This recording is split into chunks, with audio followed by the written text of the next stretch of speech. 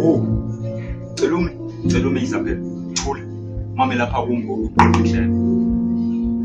Andikhulelwe umuntu ngoku. And apho kwakwenzileyo andibabizi ngababulali kwabe bezama usivikela. Yazi isenzo sabo, mhlawumbe sisenzo sobumpumputhi okanye songamnaqondo.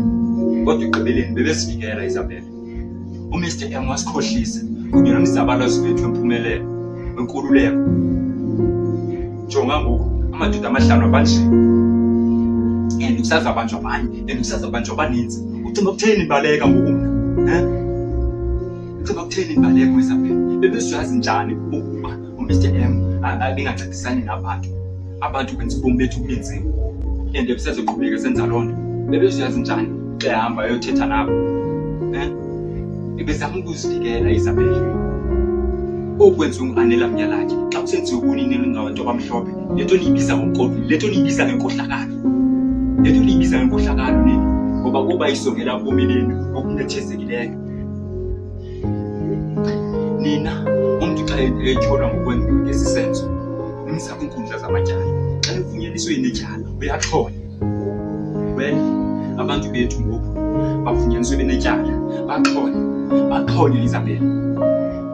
Ezo nkonyo ezo sezithina sisibiza ukubulala. Khazama ukucinga Isabel, khazama ukuqonda uba kunjani mamuntu omnyama ucinisekile usibuhlungu phakathi unomsindo unentsondo. Then usafika omnye wenu andijikele ngemva azonibetreya.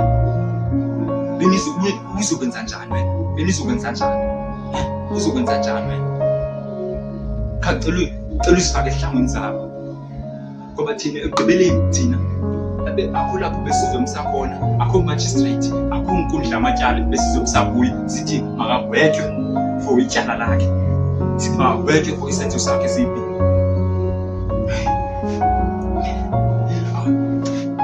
Akho bulungiswa kwelizwe for abantu abamnyama.